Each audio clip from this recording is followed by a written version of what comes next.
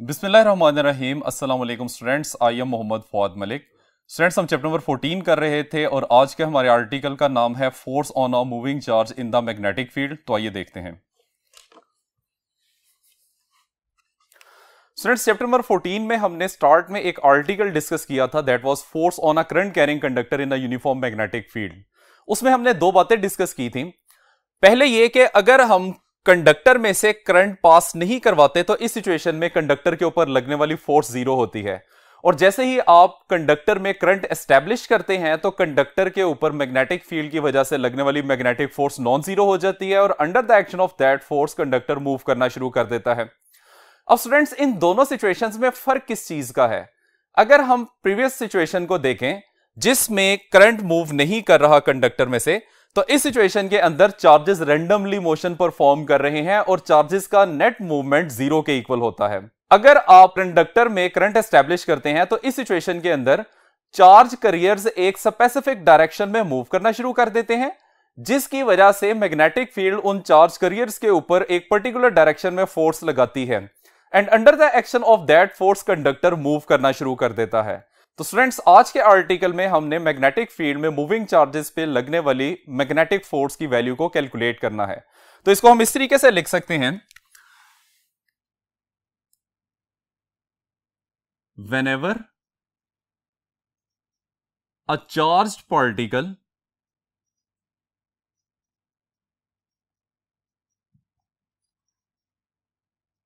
either positive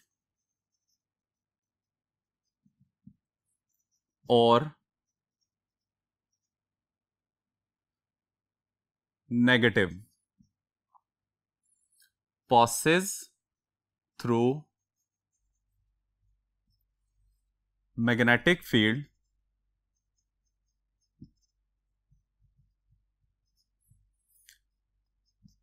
it experiences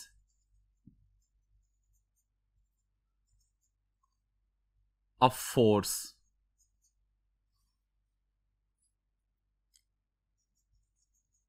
which is given by, mathematically हम इसको लिख सकते हैं F is equal to Q into V cross B। This is the general expression. अगर positive charge होगा तो हम Q की वैल्यू पॉजिटिव रखेंगे और अगर नेगेटिव चार्ज होगा तो हम Q की वैल्यू को नेगेटिव कर देंगे। तो स्टूडेंट्स, आज के आर्टिकल में हमने एक चार्ज पार्टिकल पे जिसके ऊपर चार्ज की वैल्यू Q की इक्वल है, जिसकी वेलोसिटी V है और वो B स्ट्रेंथ के मैग्नेटिक फील्ड में से पास कर रहा है, तो उसके ऊपर लगने वाली ये मैग्नेटिक फोर्स, इसको हमने कैलकुलेट करना है। तो स्टूडेंट्स, अब हम इसकी डेरिवेशन शुरू करते हैं।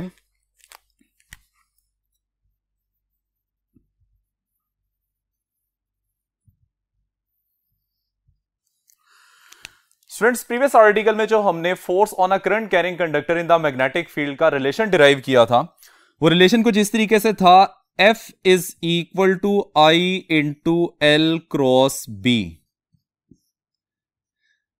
जबकि ये फोर्स L लेंथ के कंडक्टर के ऊपर हमने कैलकुलेट की थी।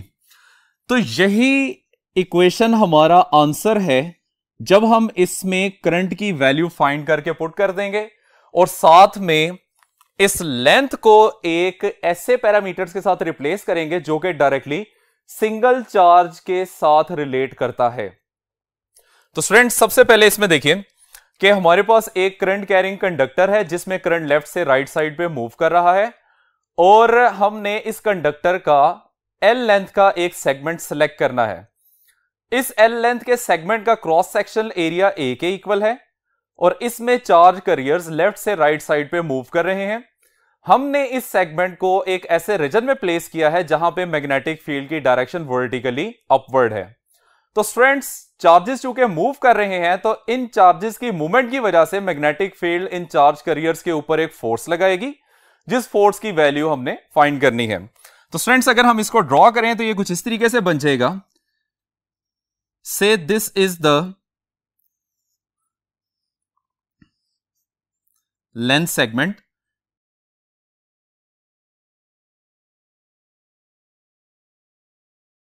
of this segment and the whole system is placed in vertically upward magnetic field. इस सेगमेंट में जो चार्ज कैरियर्स हैं वो v वेलोसिटी से लेफ्ट से राइट साइड पे मूव कर रहे हैं।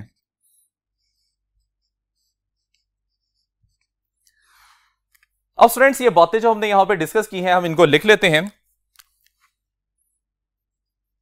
Let L be the length of segment and A be the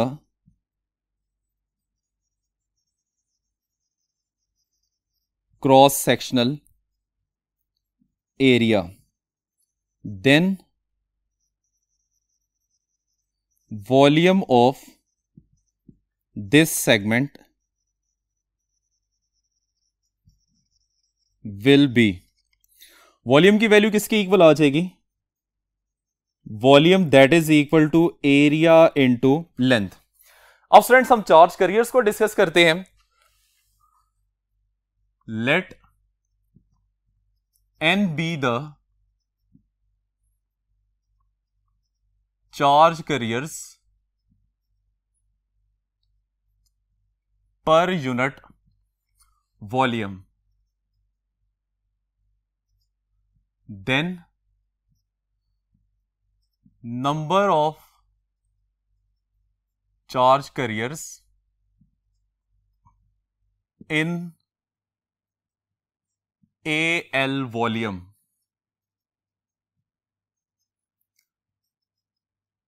will be is equal to NAL। अब स्टूडेंट्स हमने ये बात की है कि हमने force on a current carrying conductor in the magnetic field उस फॉर्मूला के अंदर करंट की वैल्यू फाइंड करके पुट करनी है। तो ये हमारे पास नंबर ऑफ चार्ज कैरियर्स हैं जो कि एल लेंथ के सेगमेंट के अंदर एग्जिस्ट करते हैं।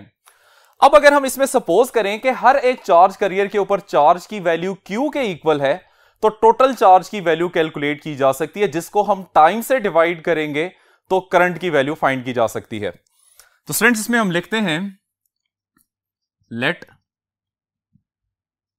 Q be the value of charge on each charge carrier, then total charge on NAL charge carriers। Total charge को हम डेल्टा क्यू से रिप्रेजेंट कर लेते हैं which is equal to total number of charge carriers multiply by charge on each charge carrier. तो ये बन जाएगा delta q that is equal to NAL q. इसको हम नाम दे देते हैं इक्वेशन नंबर 2 का। अब चार्ज की वैल्यू हमारे पास आ चुकी है, हमने टाइम की वैल्यू कैलकुलेट करनी है। अब टाइम कौन सा यहां पे कैलकुलेट करना है, तो उसके लिए स्टूडेंट्स सपोज करें कि एक चार्ज कैरियर फेस ए से मूव करना शुरू करता है और एल लेंथ का डिस्टेंस v वेलोसिटी से ट्रेवल करते करते फेस बी तक आ जाता है। तो हम सपोज करते हैं कि इस एल लेंथ के डिस्टेंस को ट्रेवल करने के लिए चार्ज कैरियर को डेल्टा टी टाइम लगा है। तो ये वैल्यू कुछ इस तरीके से आ जाएगी,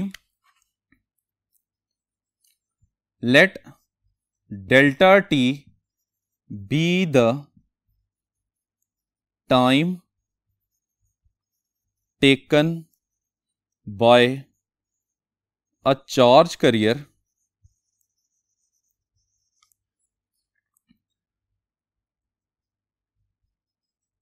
in moving from phase A of wire to phase which is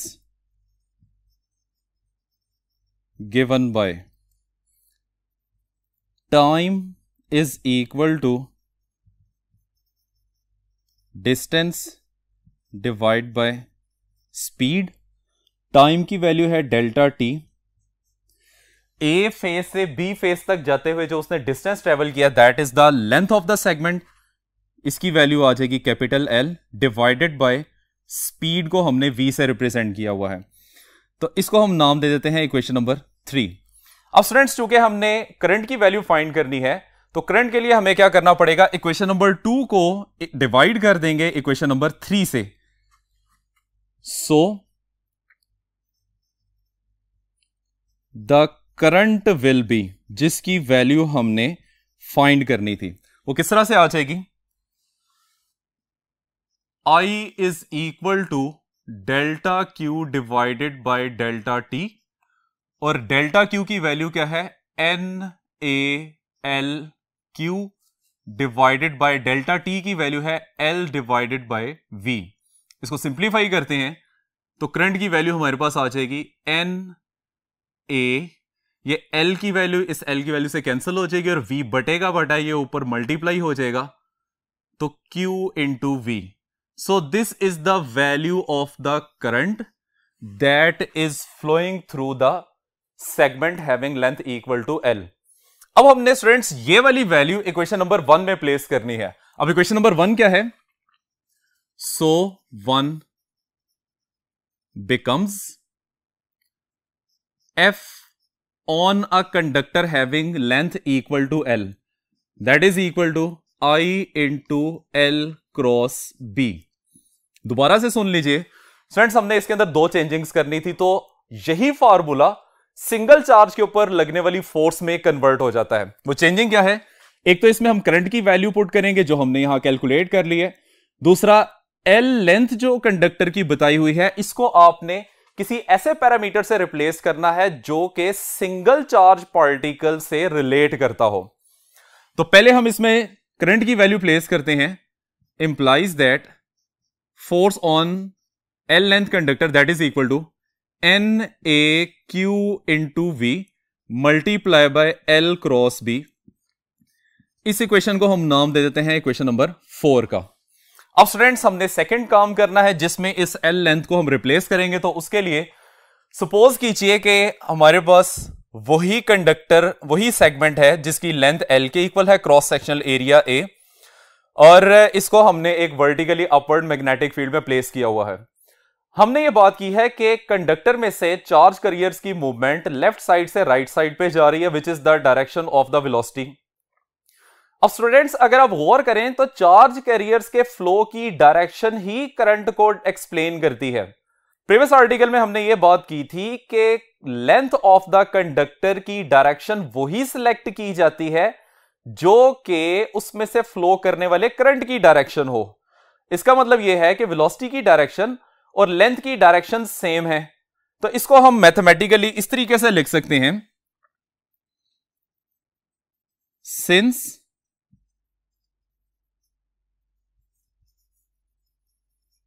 from figure direction of length is equal to direction of the velocity।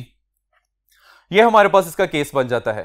अब हमने क्या करना है, हमने इस L वेक्टर को चेंज करना है, तो यहां पे L वेक्टर बनाने के लिए हमें दोनों साइड्स पे लेंथ की मैग्नीट्यूड से मल्टीप्लाई करना पड़ेगा। हमारे पास ये इसकी फॉर्म बन जाएगी। अब स्टूडेंट्स इन दोनों को कंबाइन करें तो ये L वेक्टर बन जाएगा, जबकि इसकी वैल्यू किसके इक्वल आ रही है, L magnitude into V direction. ये वैल्यू आपने इक्वेशन नंबर 4 में प्लेस कर देनी है, तो इक्वेशन नंबर 4 इस तरीके से बन जाएगी, सो 4 becomes FL that is equal to NAQ into V L into V cap cross B। Students step number 2 में आप लोगों ने यह बात पढ़ी हुई है कि डॉट प्रोडक्ट और क्रॉस प्रोडक्ट वेक्टर्स की डायरेक्शंस के दरमियान में होते हैं। तो यहां पे L बेसिकली लेंथ की मैग्नीट्यूड को रिप्रेजेंट कर रहा है, तो इसको हम बाहर निकाल लेते हैं और वेलोसिटी की मैग्नीट्यूड को ब्रैकेट के अंदर ले आते हैं। तो ये फॉर्म हमारे पास इस तरह से बन जाएगी, F on a conductor having length equal to L is equal to NAQ L बाहर आ जाएगा और वी अंदर चला जाएगा, तो v into v cap cross d. अब स्टूडेंट्स हमें यहां पे मैग्नीट्यूड ऑफ वेलोसिटी और डायरेक्शन ऑफ वेलोसिटी मिल रहा है, जिसको हम कंबाइन फॉर्म में v वेक्टर लिख सकते हैं। तो इस फॉर्मूला की शेप कुछ इस तरीके से बन जाएगी, implies that FL that is equal to NAQL V vector cross D vector. अब स्टूडेंट्स हमने यही बात की थी कि सेकेंडली हमने क्या काम करना है कि यहां पे जो L वेक्टर आ रहा था उसको किसी ऐसी क्वांटिटी के साथ चेंज करना है जो कि सिंगल चार्ज कैरियर के साथ डायरेक्टली रिलेट होती हो। तो हमें यहां पे नजर आ रहा है कि हमने चार्ज कैरियर की वेलोसिटी के साथ इसको रिप्लेस कर दिया है। अब स्टूडेंट्स हमारे पास ये जो रिलेशन आपको नजर आ रहा है, this is the relation of the force acting on a conductor having length equal to L। लेकिन मुझे L लेंथ के लिए फोर्स नहीं चाहिए, मुझे सिंगल चार्ज के ऊपर एक्ट करने वाली फोर्स चाहिए। तो उसके लिए मैं इसी रिलेशन को total number of charge carrier से डिवाइड कर दूंगा। तो यहां पे हम लिखते हैं, so the force on a single charge carrier is F, which is equal to FL divided by NAL, where NAL is representing the total number of charge carriers. Students इसमें हम वैल्यूज पुट कर देते हैं, तो F की value आ जाएगी NAQL into V cross B, और डिवाइड हो रहा है ये फैक्टर NAL से। अब N की वैल्यू N से, A से और L से कैंसिल हो जाएगा, तो रिजल्टिंग हमारे पास फोर्स की वैल्यू आ जाएगी Q into V cross B। तो स्टूडेंट्स यही वो रिलेशन है जो कि सिंगल चार्ज पार्टिकल जब वो किसी मैग्नेटिक फील्ड से मूव कर रहा होता है तो उस पे लगने वाली फोर्स को एक्सप्लेन करता है, जिसको हमने डिराइव करना था। अब स्टूडेंट्स चूंकि चार्ज पार्टिकल्स दो तरह के होते हैं, तो दो तरह के चार्ज पार्टिकल्स के लिए हम इसकी दो फॉर्म्स लिख सकते हैं। तो उसमें नंबर 1 है फॉर इलेक्ट्रॉन, जिसमें चार्ज को हम रिप्लेस कर देंगे बाय -E। तो जब ये वाली वैल्यू आप ऊपर रिलेशन में पुट करेंगे तो फोर्स बन जाएगी F is equal to -E into V cross B। So this is the value of the magnetic force acting on an electron। इसी तरीके से अगर प्रोटॉन के ऊपर लगने वाली फोर्स आपने कैलकुलेट करनी है तो इसको हम लिख सकते हैं फॉर प्रोटॉन। इसमें चार्ज की वैल्यू इक्वल होती है +E के, तो हमारे पास ये फॉर्मूला बन जाएगा F is equal to E into V cross B। तो स्टूडेंट्स ये दो रिलेशंस आपने याद रखने हैं।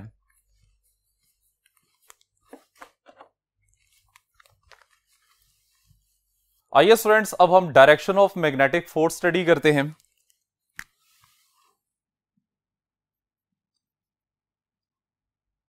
डायरेक्शन ऑफ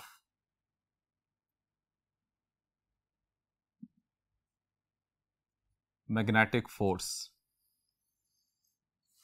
स्टूडेंट्स इसके लिए जो हम रूल यूज करते हैं that is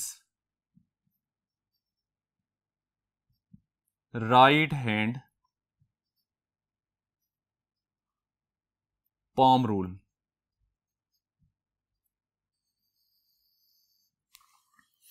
students right hand palm rule किस तरह से यहां पे अप्लाई किया जाता है, तो उसके लिए देखिए कि राइट हैंड के फिंगर्स को आपने मैग्नेटिक फील्ड की डायरेक्शन में रखना होता है, थंब को हम velocity of the charge carrier की डायरेक्शन में या velocity of the charge particle की डायरेक्शन में रखते हैं, और फोर्स जो है वो हमेशा पाम के परपेंडिकुलर होती है। तो ये पॉइंट्स हमारे पास कुछ इस तरीके से बन जाएंगे कि फिंगर्स ऑफ राइट हैंड ये होनी चाहिए in the direction of magnetic field thumb of the right hand होना चाहिए in the direction of the velocity of the charge particle, then perpendicular to the palm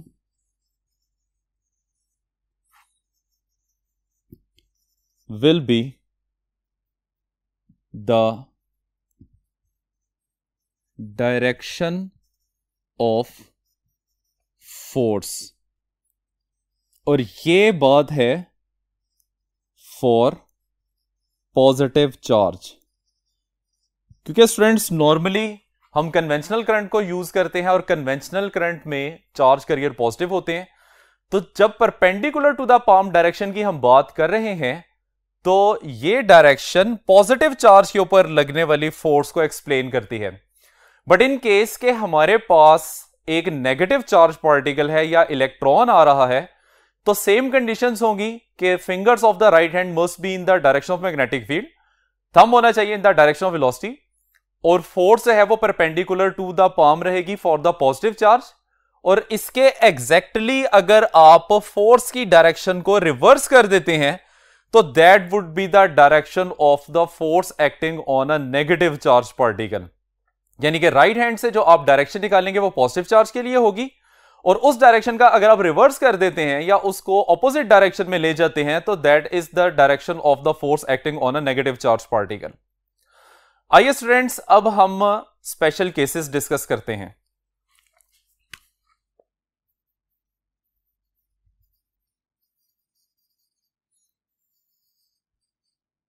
special cases में सबसे पहले है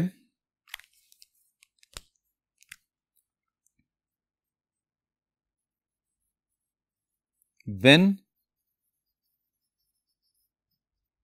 velocity and magnetic field are parallel. Students, जब magnetic field और velocity दोनों एक दूसरे के पैरेलल होंगे तो इन दोनों क्वांटिटीज में एंगल की वैल्यू आ जाएगी 0 के इक्वल। और इस सिचुएशन में अगर आप फोर्स कैलकुलेट करते हैं which is q v B sine of theta, और थीटा हमारे केस में 0 डिग्री है, तो वो कहता है कि चार्ज पे लगने वाली फोर्स 0 हो जाएगी। यानी कि चार्ज पार्टिकल मैग्नेटिक फील्ड से मूव भी कर रहा होगा लेकिन उसके ऊपर कोई भी फोर्स एक्ट नहीं कर रही होगी। और स्टूडेंट्स, इस सिचुएशन में चार्ज पार्टिकल की ट्रैजेक्टरी किस तरह से बनती है तो उसको देखें।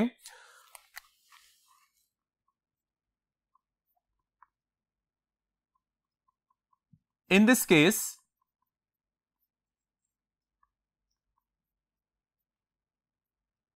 trajectory will be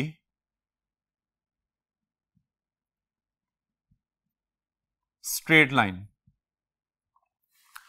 charge particle जिस तरह से आ रहा था वो एज इट इज मूव करता जाएगा।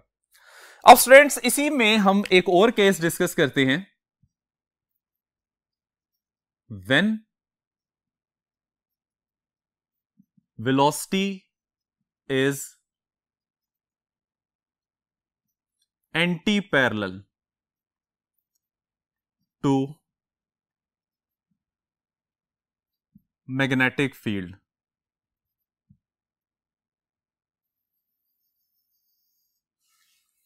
स्टूडेंट्स इस केस में थीटा की वैल्यू होती है 180 डिग्री, और 180 डिग्री पे सेम सिचुएशन बन जाएगी, यानी कि चार्ज पार्टिकल पे किसी किस्म की फोर्स एक्ट नहीं करेगी क्योंकि साइन 180 पे 0 होता है। और इस सिचुएशन में भी ट्रैजेक्टरी स्ट्रेट लाइन होगी, तो यहां पे हम लिख लेते हैं स्ट्रेट लाइन। अब स्टूडेंट्स, केस को थोड़ा सा चेंज करते हैं। जब वेलोसिटी और मैग्नेटिक फील्ड दोनों एक दूसरे के परपेंडिकुलर होंगे, तो when velocity and magnetic field are perpendicular, इस सिचुएशन में स्टूडेंट्स थीटा की वैल्यू हो जाएगी 90 डिग्री। और स्टूडेंट्स जब थीटा की वैल्यू 90 डिग्री होगी तो ये वैल्यू जब आप फॉर्मूला में पुट करते हैं, so F is equal to q v B sine of 90 degree. Sine 90 के ऊपर 1 के इक्वल आ जाता है और फोर्स की वैल्यू आ जाएगी q v B, which is basically the maximum value of the force. और स्टूडेंट्स जब चार्ज पार्टिकल के ऊपर मैक्सिमम फोर्स लगती है, मतलब जब velocity of the charge particle और मैग्नेटिक फील्ड में एंगल 90 डिग्री का होता है, तो इस सिचुएशन में trajectory of the charge particle circular बनता है। ये किस तरह से सर्कुलर बनता है, तो इसके लिए देखिए, फर्ज कर लें कि हमारे पास एक रीजन है जिसमें magnetic field into the plane of the board है, और एक चार्ज पार्टिकल को हम लेफ्ट साइड से राइट साइड पे मैग्नेटिक फील्ड के परपेंडिकुलरली इंजेक्ट करते हैं। अब स्टूडेंट्स जैसे ही आप चार्ज पार्टिकल को मैग्नेटिक फील्ड में परपेंडिकुलरली इंजेक्ट करेंगे, तो एट पॉइंट ए, इसके ऊपर अगर आप राइट हैंड रूल अप्लाई करते हैं, तो राइट हैंड की फिंगर्स होनी चाहिए in the direction of magnetic field, thumb होना चाहिए in the direction of velocity. तो चार्ज पार्टिकल जो कि पॉजिटिव चार्ज पार्टिकल है, उसके ऊपर लगने वाली फोर्स वर्टिकली अपवर्ड हो जाएगी, जिसकी वजह से ये चार्ज पार्टिकल अपने स्ट्रेट पाथ को बेंड करना शुरू कर देगा और किसी पॉइंट बी पे चला जाता है।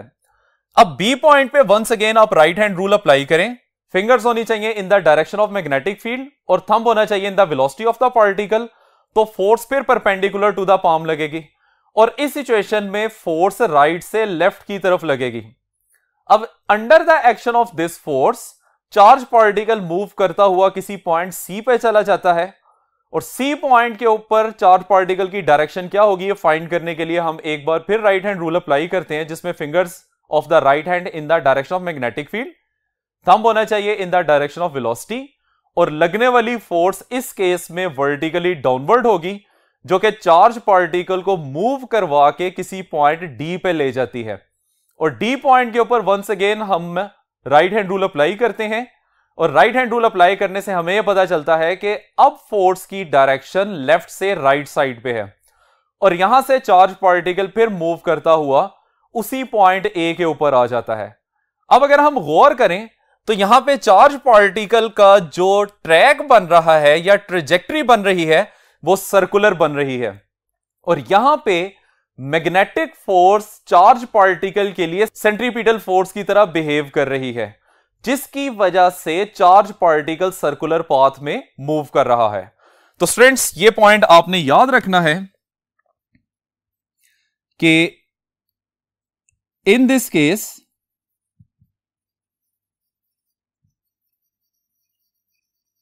trajectory will be circular। अब स्टूडेंट्स हम 90 और 0 डिग्री के दरमियान में कोई एंगल देखते हैं जिस पे चार्ज पार्टिकल के ऊपर लगने वाली फोर्स क्या होगी और उसका ट्रेजेक्टरी किस तरह से बनेगा। तो इसकी कंडीशन हम लिखते हैं when theta is greater than 0 and less than 90 degree. अब students under this condition charge particle पे लगने वाली फोर्स को हम लिख सकते हैं F is equal to q v B sine of theta, where theta could be any angle between 0 and 90 degree. अब ये जो फोर्स की वैल्यू हमारे पास आ रही है, इसको अगर हम देखें तो ये फोर्स 0 से ग्रेटर है, जबकि मैक्सिमम फोर्स से कम है। तो इसका मतलब यह हो गया कि चार्ज पार्टिकल का पाथ जो है वो पूरी तरीके से सर्कुलर नहीं होगा। अगर हम ये कंडीशन जो है देखते हैं कि इस कंडीशन में चार्ज पार्टिकल का पाथ किस तरह से बनेगा, तो ये कुछ इस तरीके से होगा कि फर्ज कर लें कि हमारे पास एक रीजन है जिसमें magnetic field into the plane of the board है, और इसमें हम एक चार्ज पार्टिकल को एक्यूट एंगल पे मैग्नेटिक फील्ड में इंजेक्ट करवाते हैं। अब स्टूडेंट्स आप देख सकते हैं कि चार्ज पार्टिकल एक स्प्रिंग की शक्ल में मूव करता हुआ मैग्नेटिक फील्ड से पास कर रहा है। तो इस तरह के पाथ को हम हेलिक्स कहते हैं या हेलिकल पाथ कहते हैं। तो स्टूडेंट्स ये पॉइंट बहुत इंपॉर्टेंट है, इसको आपने याद रखना है।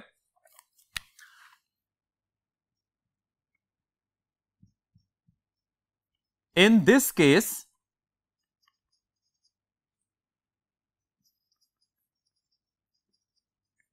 Trajectory of charge particle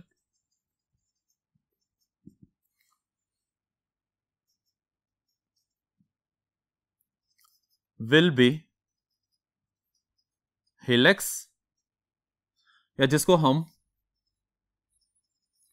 helical path भी बोलते हैं। तो स्टूडेंट्स ये थे हमारे पास स्पेशल केसेस और under those cases charge particle के ट्रेजेक्टरीज। अब स्टूडेंट्स हमने देखना है कि what is the work done by the magnetic force.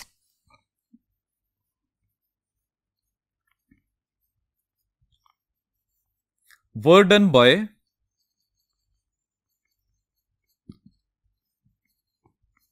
Magnetic force. अब स्टूडेंट्स आप लोगों को पता है कि वर्क को डिफाइन किया जाता है कि जब एक ऑब्जेक्ट के ऊपर फोर्स लगे और ऑब्जेक्ट उस फोर्स की डायरेक्शन में सर्टेन डिस्टेंस ट्रेवल करे। यह बात ध्यान में रखते हुए स्टूडेंट्स इमेजिन करें कि हमारे पास एक मैग्नेटिक फील्ड है जिसकी direction into the plane of the board है, और हमारे पास एक चार्ज पार्टिकल है जिसको हमने मैग्नेटिक फील्ड में प्लेस किया हुआ है, एक पॉइंट के ऊपर रखा हुआ है। अब जैसे ही आप इस चार्ज पार्टिकल को रिलीज करते हैं तो हम देख सकते हैं कि चार्ज पार्टिकल अभी भी रेस्ट पोजीशन में ही है, क्योंकि जब भी चार्ज पार्टिकल मैग्नेटिक फील्ड में रेस्ट पोजीशन में होता है तो चार्ज पार्टिकल की वेलोसिटी की वैल्यू जीरो होती है, और जैसे ही चार्ज पार्टिकल की वेलोसिटी की वैल्यू जीरो होगी तो मैग्नेटिक फोर्स के फार्मूला के मुताबिक चार्ज पार्टिकल पे लगने वाली फोर्स जीरो हो जाती है। और जब चार्ज पार्टिकल के ऊपर फोर्स ही नहीं लग रही तो वो डिस्प्लेसमेंट भी ट्रेवल नहीं करेगा, और हम कह सकते हैं कि वर्क की वैल्यू जीरो होती है। तो ये तो हमारे पास था फर्स्ट केस जिसमें हम कह सकते हैं कि मैग्नेटिक फोर्स वर्क नहीं करती। अब स्टूडेंट्स इसको हम एक और तरीके से भी देख सकते हैं कि फर्ज कर लें कि एक चार्ज पार्टिकल को मैग्नेटिक फील्ड में परपेंडिकुलरली इंजेक्ट किया जाता है और वो चार्ज पार्टिकल सर्कुलर पाथ में मूव करना शुरू कर देता है। तो अभी हमने डिस्कस किया था कि इस सिचुएशन के अंदर चार्ज पार्टिकल पे लगने वाली मैग्नेटिक फोर्स सेंट्रीपिटल फोर्स की तरह बिहेव कर रही होती है, जिसकी direction centre of the circle की तरफ होती है। अब फ्रेंड्स अगर हम गौर करें तो यहां पे वेलोसिटी की direction tangent to the circle होगी, और वेलोसिटी की डायरेक्शन में और सेंट्रीपिटल फोर्स या मैग्नेटिक फोर्स की डायरेक्शन में एंगल 90 डिग्री है। अब हमें यह बात भी पता है कि डिस्प्लेसमेंट हमेशा वेलोसिटी की डायरेक्शन में होता है, तो यहां बेसिकली डिस्प्लेसमेंट और फोर्स के दरमियान में एंगल 90 डिग्री बन रहा है। और हमें यह बात पता है जब भी फोर्स और डिस्प्लेसमेंट के दरमियान में एंगल 90 डिग्री का होता है तो वर्क की वैल्यू हमेशा जीरो रहती है। तो यह केस हम यहां पे मेंशन कर सकते हैं। Number 1, when charge is at rest in magnetic field. इस सिचुएशन में कहता है velocity of the charge particle zero के इक्वल होती है, इंप्लाइज दैट फोर्स का formula F is equal to q v B sine of theta में जब आप वेलोसिटी की वैल्यू जीरो पुट करेंगे तो हमारे पास फोर्स का आंसर भी जीरो के इक्वल आ जाएगा। और इसके मुताबिक अगर हम वर्क कैलकुलेट करते हैं तो W which is equal to F into d, इसमें अगर आप फोर्स की वैल्यू जीरो करते हैं तो डेफिनेटली ट्रेवल डिस्प्लेसमेंट भी जीरो रहेगा, तो आंसर वर्क का हमारे पास क्या आ जाएगा, जीरो के इक्वल आ जाएगा। अब स्टूडेंट्स हम दूसरा केस डिस्कस करते हैं। जी स्टूडेंट्स, तो सेकंड केस था